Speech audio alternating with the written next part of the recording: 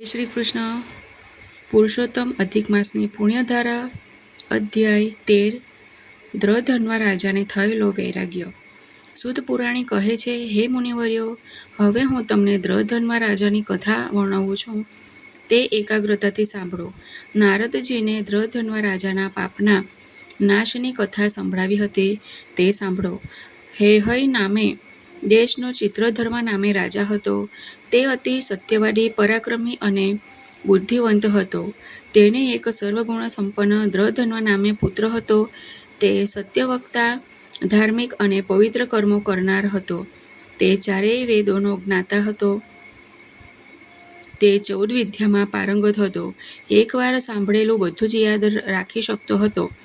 પોતાના ગુરુજીને ત્યાં વિદ્યા ભણીને ગુરુદક્ષિણા આપીને પોતાને ઘરે પાછો આવ્યો હતો.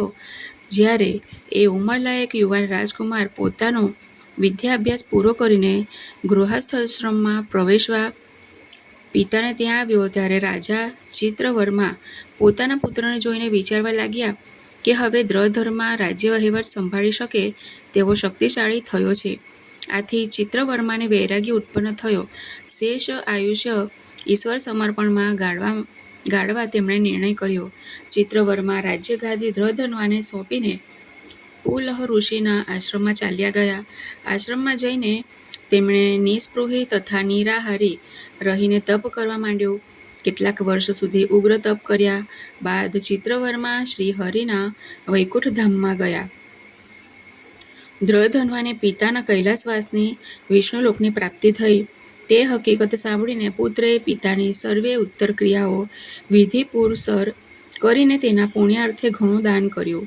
પછી દ્રધન્વા પિતાને પગલે પગલે જ ચાલવા લાગ્યો. નીતિપૂર્વક તેણે પ્રજાપાલન કરવા માંડ્યો. વિદર્ભ દેશના રાજાની રાજકન્યા સાથે તેના વિવાહ થયા.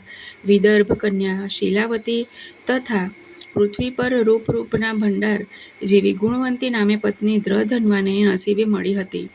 તેનાથી દ્રધન્વાને ચિત્રવાક, ચિત્રવાહ, મણિમાન, ચિત્રકુંડળ નામે 4 પુત્રો તથા ચારુમતી નામની સુંદર કન્યા રત્ન મળીને 5 સંતાનો તેને થયા. એક દિવસ રાત્રે દ્રધન્વાને સૂતા સૂતા વિચાર આવ્યો કે મેં કોઈ પણ દિવસ તપ, દાન કે હોમના પુણ્ય કાર્યો તો કર્યા નથી. તો પછી મને આ બધું સર્વ પ્રકારનું સુખ શા માટે મળ્યું હશે? નક્કી એનું કોઈ અગમ્ય કારણ જરૂર હોવું જોઈએ. એવા કયા પુણ્ય બળ વડે હું આજે આ બધો સુખ વૈભવ ભોગવું છું? ઘણીવાર દ્રધન્વા આવા વિચારોમાં ખોવાઈ જતો. એક દિવસ આવા વિચારોમાં રાત ગાળીને વહેલી સવારે ઉઠી નિત્ય કર્મોથી પરવારીને પોતાના અશ્વ પર સવાર થઈને અંગરક્ષકો સાથે તે વનમાં શિકાર કરવા ગયો. આમ તો તે અનેક પશુ પક્ષીઓનો શિકાર કરતો હતો. તે દિવસે રાજા પોતાના જ તીરથી ઘાયલ થયેલા નાસતા એક હરણનો પીછો કરતો દોડ્યો. મૃગબાણ સાથે જ નાસી જઈને એ ભયંકર જંગલમાં એકાએક અલોપ થઈ ગયો. રાજાએ તેની ઘણી શોધખોળ કરી, છતાં તેની ક્યાંય ભાળ ન મળી. તે ન જ મળી. રાજા ખૂબ નિરાશ થયો. ઉનાળાના બપોર હતા. મધ્યાહન થતાં રાજાને તૃષા લાગી. તે પાણીની શોધમાં નીકળ્યો. દૂર ગયો તો ત્યાં એક મહાસરોવર હતું. ઝાડ સાથે પોતાના અશ્વને બાંધીને મહાસરોવરમાંથી તેણે ધરાઈને પાણી પીને પોતાની તૃષા छिપાવી. પછી વિરામ લેવા તે એ ઝાડની નીચે છાંયડામાં બેઠો. એ વેળાએ રાજાએ એક પોપટને બોલતો સાંભળ્યો. એ પોપટ સુંદર, મીઠી અને મોહક વાણી બોલતો હતો. પછી પોપટ રાજા પાસે ઉડતો આવ્યો. રાજાનું નામ લઈને પોપટ એક શ્લોક વારંવાર બોલતો હતો. તે કહેતો હતો, હે રાજા, તું સુખ, વૈભવ, ઐશ્વર્યમાં અને ભૌતિક ભોગવિલાસોમાં રચ્યો પચ્યો રહે છે. સુખ ભોગમાં મસ્ત થઈને તું ખરા તત્વોને વિસરી ગયો છે. જો તું સાચા તત્વને નહીં સમજશે તો પછી પરમ કૃપાળુ પરમાત્માને તો કેવી રીતે પ્રાપ્ત કરીશ? જિંદગી કઈ રીતે સફળ કરશે? રાજા તો પોપટની આવી ચમત્કારિક અને ઉપદેશાત્મક વાણી સાંભળીને અત્યંત રાજી થયો. દ્રધન્વાને લાગ્યું કે શ્રી વ્યાસજીના પુત્ર સાક્ષાત શુકદેવજી તો પોપટ સ્વરૂપે મને ઉપદેશ નહીં આપી રહ્યા હોય. મને સંસાર સાગરમાં ગળાડૂબ રહેલો જોઈને સુખદેવજી પરીક્ષિતની જેમ મારો ઉદ્ધાર કરવા તો નહીં આવ્યા હોય. રાજા આવા વિચારોમાં ખોવાયેલો હતો. એટલામાં તેના અંગરક્ષકો, સરદારો વગેરે તેની શોધમાં ત્યાં આવી ચડ્યા.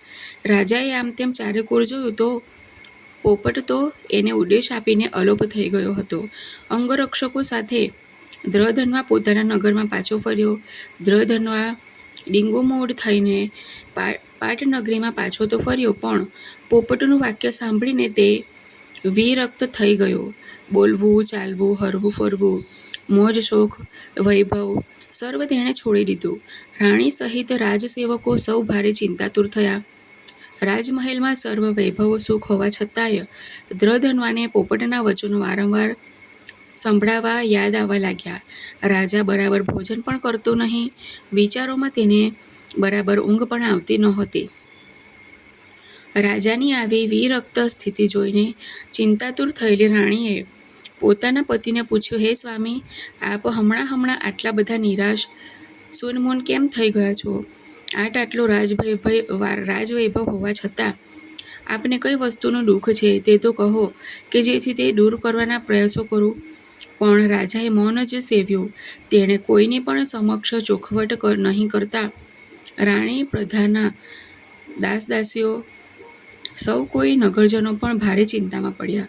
શ્રી બૃહનારદીય પુરાણના પુરુષોત્તમ મહાત્મ્યનો દ્રધન્વા અધ્યાય નામનો અધ્યાય 13મો સમાપ્ત. હવે આપણે કથા સાંભળીશું. મૌન વ્રત. એક નગર હતું. તેમાં નિર્મળદાસ નામે બ્રાહ્મણ નિવાસ કરતા હતા. તેમનું આખું જીવન ધર્મિષ્ઠ હતું. લગભગ આખું જીવન જપ, તપ, યજ્ઞમાં ગાળવાથી તે નગરમાં તથા આસપાસના વિસ્તારોમાં તપસ્વી તરીકે જાણીતા હતા. ચુસ્ત યમ નિયમ સંયમ પાળવાને કારણે તેમનું શરીર કૃશઃ અશક્ત થઈ ગયું હતું. સમય વીતતો રહ્યો. તેમની ઉંમર 80 વર્ષની થઈ ગઈ. હવે તેમનું શરીર ધ્રુજતું હતું, ડોક ધણધણતી હતી, છતાંય તેમણે જપ, તપ, યજ્ઞ આદિ કરીએ છોડ્યા જ નહીં. પગ ચાલે નહીં, શરીર કામ આપે નહીં, જીભ થોથવાય તો પણ તે તો તપસ્વી જીવન જ જીવતા હતા. તેના કર્મકાંડોમાં લોકોને પણ એવો દ્રઢ વિશ્વાસ બેસી ગયો કે લોકો નાના મોટા કામે તેમને હાથે જ કરાવવાનો ખૂબ આગ્રહ રાખે. અધિક પુરુષોત્તમ માસ આવ્યો. નિર્મળદાસ પુરુષોત્તમ વ્રતનો મહિમા જાણતા હતા. તેઓ દરેક અધિક માસે પુરુષોત્તમ વ્રત અવશ્ય કરે. ઘરમાં પુરુષોત્તમ ભગવાનની મૂર્તિ સમક્ષ આખો માસ અખંડ દીવો પ્રગટાવેલો રાખતા. 80 વર્ષની ઉંમર હતી. શરીર અશક્ત હતું, પણ નિર્મળદાસના હૃદયમાં શ્રદ્ધાની જ્યોત અખંડ ઝળહળતી હતી.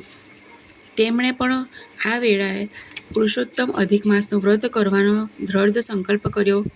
વ્રતનો પ્રથમ દિવસ સુદ પડવાનો પવિત્ર દિવસ આવ્યો. પ્રાતઃકાળે ઉઠીને નિર્મળદાસ નદીએ સ્નાન કરવા ગયા. સ્નાન સંધ્યાદિ કાર્યો કરીને પછી તેમણે વ્રતના નિયમ પ્રમાણે કાંઠા ગોરમાનું શ્રદ્ધા ભક્તિભાવે પૂજન કર્યું. પોતે કથા વાર્તા પણ સાંભળી. પોતે બ્રાહ્મણ હતા, છતાં કથાકાર આચાર્યનું પૂજન વંદન કરીને યથાશક્તિ દક્ષિણા આપી પોતાને ઘરે આવ્યા. પણ 80 વર્ષની ઉંમર હતી, એટલે આટલું કરતા તો નિર્મળદાસ ખૂબ થાકી ગયા. વળી તેઓ પુરુષોત્તમ માસમાં ઉપવાસ કરતા ને ફળાદી ફરાળ પર રહેતા. બીજા દિવસ થયો. નિર્મળદાસ નદીએ સ્નાન કરવા ગયા, પણ વૃદ્ધાવસ્થા, ઉપવાસ વગેરેને કારણે તેમની તકલીફો વધી ગઈ. તેમને રસ્તામાં જ ગભરામણ થઈ આવી. એ વિચારવા લાગ્યા, બીજા દિવસે મારી આ હાલત થઈ છે તો હજી તો આખો મહિનો છે, કેમ ખેંચાશે પુરુષોત્તમ પ્રભુ? પણ હૃદયમાં દ્રઢ સંકલ્પ કરેલો હતો તો પછી નિયમ ભંગ કઈ થાય કે? શરીરની દુર્બળતાને કારણે દેહ હવે ઉપવાસ ખેંચી શકે તેમ નહોતો, પણ ધર્મમાં અડગ શ્રદ્ધા હતી. તેમનું શરીર ભાંગી ગયું હતું, પણ મન તો મજબૂત હતું ને. નિર્મળદાસને તે દિવસે જપ નહોતો. રાત્રે તેમની નીંદર ઉડી ગઈ. મનમાં તો ભગવાન પુરુષોત્તમનું રટણ ચાલતું જ હતું. પાછલી રાત્રે તેમને ઊંઘ આવી. સપનામાં તેમને ભગવાન શ્રી પુરુષોત્તમના દર્શન થયા. ભગવાન વધ્યા, હે નિર્મળદાસ, વૃદ્ધાવસ્થામાં તે આ કઠિન વ્રત શરૂ કર્યું છે. 2 દિવસના ઉપવાસમાં તો તારા હોશ કોશ રહ્યા નથી. તારે માટે વ્રતમાં ટકવું અત્યંત મુશ્કેલ છે. વ્રતનો સંકલ્પ લીધા પછી તેનો ભંગ કરવો એ મહાપાપ છે. તેથી તો હું તારું વ્રત જળવાય તેવો પંથ દર્શાવવાને આવ્યો છું. આ પુરુષોત્તમ અધિક માસમાં જે ભક્ત મૌન પાળે ને ભોજન કરે તોય તેને ઉપવાસનું ફળ તો મળે જ છે. માટે તું મૌન વ્રત ધારણ કર, આખો દિવસ મૌન પાળજે, તારું વ્રત સફળ થશે જ. નિર્મળ દાસને આ તરણોપાય બતાવીને ભગવાન અંતર્ધ્યાન થયા. સપનું પૂરું થયું. નિર્મળદાસ સફાળા જાગી ઉઠ્યા. ભગવાનની આજ્ઞા પ્રમાણે તેમણે તે જ પળથી મૌન વ્રત લીધું. અધિક માસની ત્રીજનો દિવસ આવ્યો. મહામુસીબતે નિર્મળદાસ લાકડીના ટેકે નદી સ્નાન કરીને કાંઠા ગોરમાનું પૂજન અને કથા વાર્તા સાંભળીને ઘરે આવ્યા. ભગવાનની આજ્ઞા પ્રમાણે શ્રી પુરુષોત્તમ ભગવાનનું સ્મરણ કરીને ભોજન કર્યું. તરત જ તેમના દેહમાં નવી ચેતના શક્તિનો સંચાર થયો. મૌન વ્રત ચાલુ જ હતું. પુરુષોત્તમ ભગવાનનું રટણ ચાલુ રાખ્યું. શારીરિક શક્તિ વધતા તેમનું મનોબળ વધુ મજબૂત થયું. આ રીતે આખો અધિક માસ સમાપ્ત થયો. નિર્મળદાસે યથાશક્તિ વ્રતનું ઉજવણું કરી દાન પુણ્ય કર્યા. તેમની શ્રદ્ધા ભક્તિથી ભગવાન પુરુષોત્તમ પ્રસન્ન થયા. તેમણે પ્રકટ થઈને કહ્યું, હે ભક્ત, હું તારી ભક્તિથી પ્રસન્ન થયો છું. માંગ જે માંગે તે વરદાન આપું. નિર્મળદાસે નમ્રતાથી કહ્યું, હે પ્રભુ પુરુષોત્તમ ભગવાન, તમે મારા પર અનહદ કૃપા કરીને મને પ્રત્યક્ષ દર્શન દીધા છે. મને હવે આ વૃદ્ધાવસ્થામાં કોઈ પણ ભૌતિક સુખ સંપત્તિની લાલસા રહી નથી. પણ મારે હાથે દુખિયાજનોનું કલ્યાણ થાય એટલા માટે જ મને તમારી ભક્તિ સહશક્તિ આપો. મને એટલી શક્તિ આપો કે હું તન, મન અને ધનથી સુખી દુઃખી એવા તમામ જીવોની સેવા કરીને તેમનું કલ્યાણ કરી શકું. અંતે મારો વૈકુંઠવાસ થાય પ્રભુ. તથાસ્તુ કહીને ભગવાન અંતર્ધ્યાન થયા. સંપૂર્ણ મૌન વ્રત પાલન કરવાથી નિર્મળદાસે ભગવાનને સંપૂર્ણ પ્રસન્ન કર્યા. તેને મૌન વ્રતનું મહાત્મ્ય સમજાઈ ગયું હતું. હવે તેમણે પોતાની કથાઓમાં ભક્તોને મૌન વ્રતનો મહિમા સમજાવવા કામ કર્યું. ભક્તોને તેઓ કહેતા, હે વહાલા બંધુઓ, આખા દિવસમાં અમુક કલાક મૌન પાળજો. તે નહીં જ બની શકે તો દરેક આંતરે અમુક વખત પૂરતું પણ મૌન પાલન કરવું જોઈએ. તે શક્ય નહીં હોય તો અઠવાડિયે એક દિવસ મૌન પાળજો. રાષ્ટ્રપિતા ગાંધીજી દર સોમવારે મૌન પાળતા હતા. તે પણ નહીં બને તો અમુક દિવસ પૂરતું મૌન પાળો. તે પણ નહીં બને તો માત્ર ભોજન વેળા અવશ્ય મૌન પાળો. મૌન વ્રતથી તમને અનેક લાભો થશે. 12 વર્ષ પર્યંત મૌન પાળનારને વાક સિદ્ધિ પ્રાપ્ત થાય છે. મૌન વ્રત પાળવાથી ભગવાન પ્રસન્ન થાય છે. ભગવાનના આશીર્વાદથી નિર્મળદાસની ખ્યાતિ દિન પ્રતિદિન વધતી રહી. 80 વર્ષની વયે પણ તેઓ ધર્મનો પ્રચાર કરતા હતા.